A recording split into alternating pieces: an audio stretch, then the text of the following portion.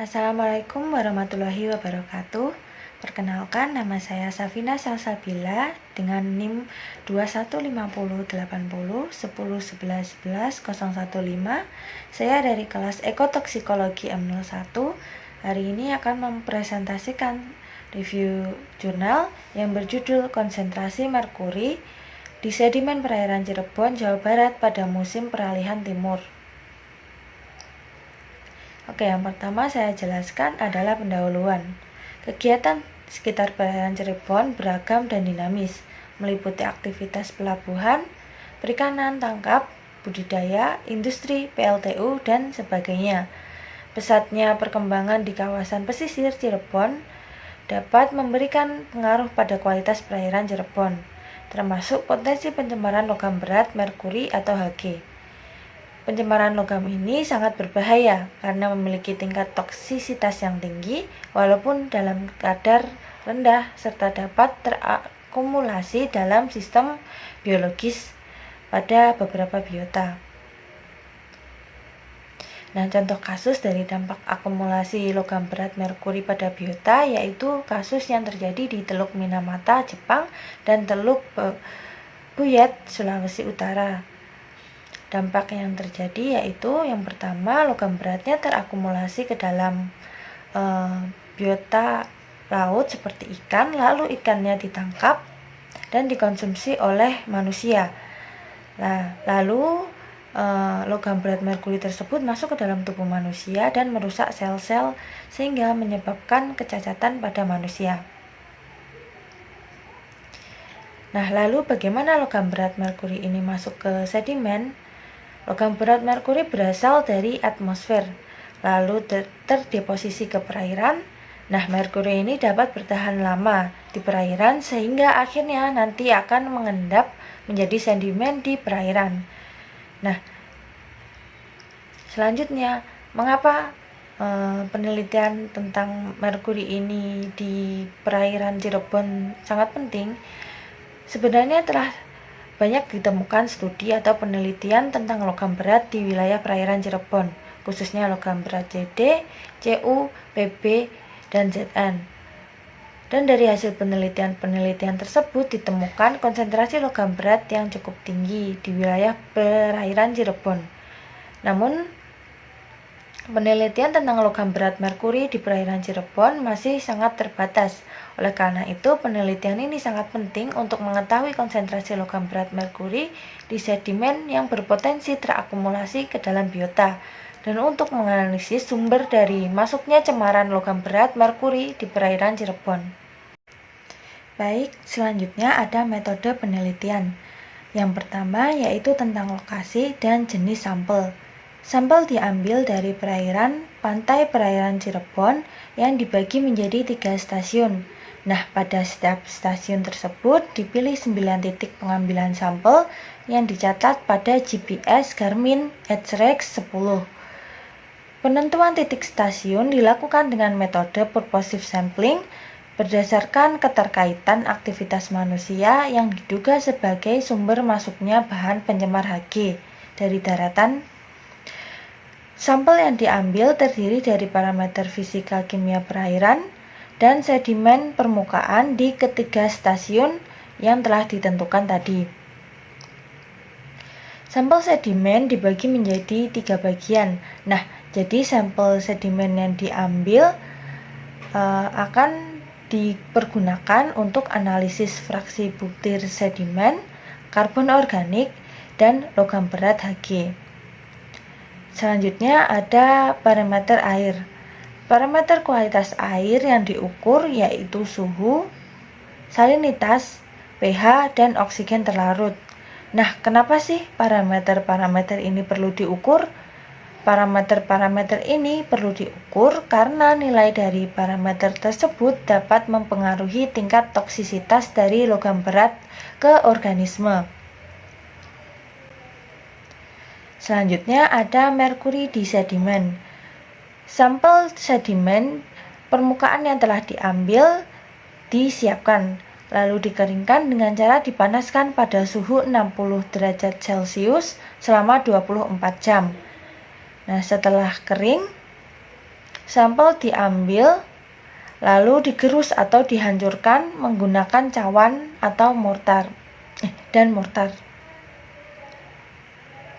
Kemudian sampel sedimen yang telah hancur tadi diambil sekitar 10 hingga 20 mg untuk mengukur kadar merkuri di dalamnya. Alat yang digunakan adalah Mercury Analyzer 3000. Nah, selanjutnya ada standar baku mutu Hg sedimen di beberapa negara. Nah, di sini dapat kita lihat pada standar baku mutu Australia dan New Zealand, logam berat merkuri dikategorikan sebagai low atau memiliki tingkat toksisitas rendah pada konsentrasi 150 mikrogram per kilogram berat kering, sedangkan high atau memiliki tingkat toksisitas tinggi pada konsentrasi 1000 mikrogram per kilogram berat kering. Di Kanada juga terdapat baku mutu, yaitu Interim Sediment Quality Guideline atau ISQG, sebagai batas efek negatif yang dialami oleh biota, sedangkan probable effect level atau PEL sebagai efek biologis merugikan yang dialami biota akibat paparan bahan pencemar. Baku mutu untuk logam berat Hg sendiri pada ISQG yaitu 130 mikrogram per kilogram berat kering, sedangkan pada PEL yaitu 700 mikrogram per kilogram berat kering. Dan yang terakhir, National Organic and Atmospheric Administration atau NOAA menetapkan baku mutu berdasarkan nilai efek range low atau ERL dan efek range medium atau ERM.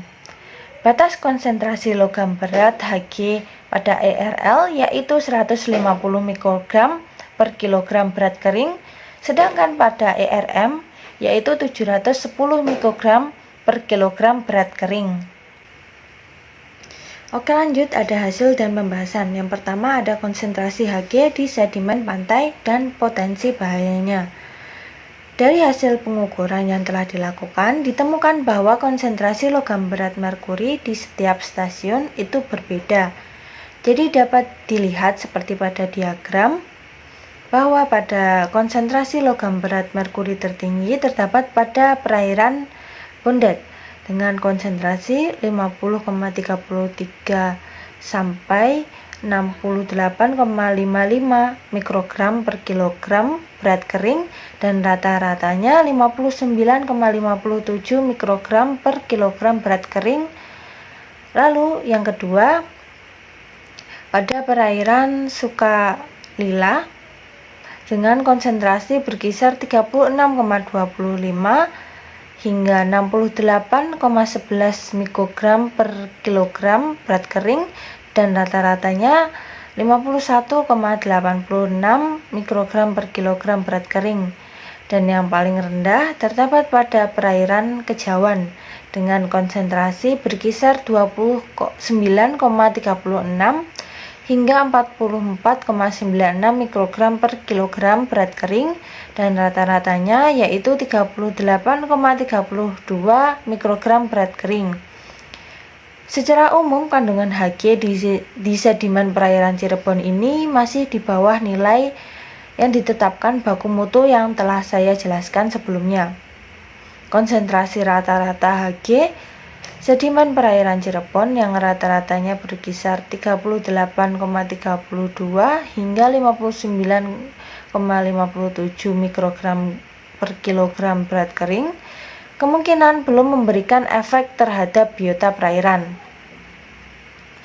Walaupun terdapat peningkatan kadar Hg di sedimen dari perairan Kejawan, Sukalila ke perairan Bondet, sedimen di perairan ini masih tergolong aman secara ekologis dari cemaran logam berat merkuri.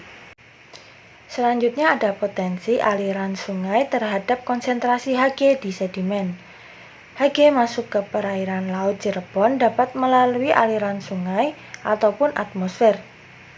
Perairan Bondet memiliki konsentrasi logam berat merkuri yang paling tinggi Hal ini dapat diakibatkan oleh kondisi bahan organik dan pH air di Sungai Bondet sendiri. Hasil pengamatan menunjukkan bahwa rata-rata karbon organik di sedimen pantai depan mulut Sungai Bondet yang relatif lebih tinggi, yaitu 1,16% dibandingkan dengan Sukalila dan Kejawanan yang memiliki karbon organik yaitu 1,12% dan 1,01%. Wilayah pesisir Bondet yang sebagian besar merupakan wilayah pembudidaya kerang, tambak udang, serta memiliki area persawahan yang lebih luas dibandingkan dengan dua lokasi penelitian yang lainnya. Keberadaan bahan organik dapat menstimulasi peran dekomposisi yang berdampak pada penurunan pH dan DO. Faktor lain yang mungkin menyebabkan tingginya konsentrasi Hg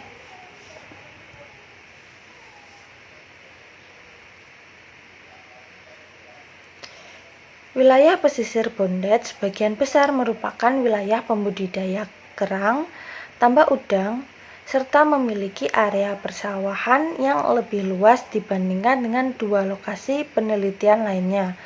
Hal ini meningkatkan kadar organik atau bahan organik yang dimana keberadaan bahan organik ini dapat menstimulasi peran dekomposisi yang berdampak pada penurunan pH dan DO perairan.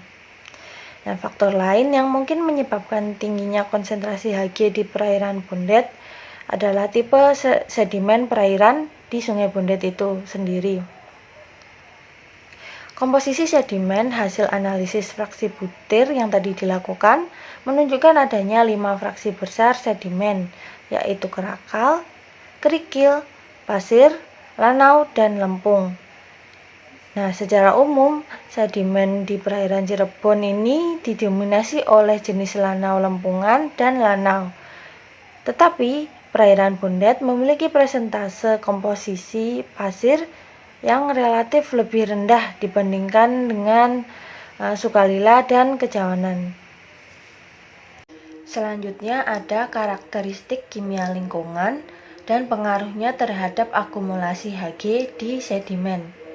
Yang pertama, semakin tinggi salinitas, maka semakin tinggi pula kandungan Hg.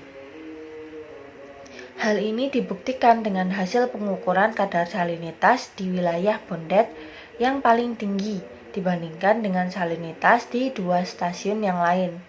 Jadi, wilayah Bondet ini memiliki salinitas yang paling tinggi dan begitu pula konsentrasi merkurinya juga yang paling tinggi. Nah, hal ini dapat terjadi karena salinitas memiliki hubungan dengan tingkat absorpsi logam. Peningkatan absorpsi logam dapat terjadi karena terjadi peningkatan kadar garam ketika salinitas naik. Yang kedua ada semakin kecil butiran sedimen, maka semakin tinggi kadar Hg. Kandungan partikel suspensi dari sungai yang tinggi akan memudahkan proses absorpsi, terutama partikel yang terlapisi bahan organik. Perairan di Cirebon cenderung memiliki partikel yang berukuran halus. Nah, partikel ini dapat menunjang penyerapan logam terlarut di perairan. Yang terakhir, kecepatan arus berpengaruh kepada tipe sedimen yang mengendap. Kecepatan arus berpengaruh kepada tipe sedimen yang mengendap karena partikel tersuspensi yang telah menyerap Hg terlarut akan diendapkan. Dan pengendapan ini dipengaruhi oleh proses pantai seperti gelombang dan arus pasang surut. Arus yang relatif kuat dapat mengendapkan partikel yang relatif kasar. Sebaliknya, sedangkan arus lemah akan mengendapkan partikel yang berukuran lebih halus. Kesimpulan dari jurnal penelitian ini adalah sedimen di wilayah penelitian ini telah terkontaminasi dengan Hg. Namun, konsentrasinya masih dapat dikategorikan aman secara ekologis. Sumber pencemaran Hg di wilayah perairan Cirebon ini diduga berasal dari daratan, baik karena proses alami maupun pengaruh aktivitas antropogenik. Baik, sekian dari saya. Ada kurang lebihnya mohon maaf. Wassalamualaikum warahmatullahi wabarakatuh.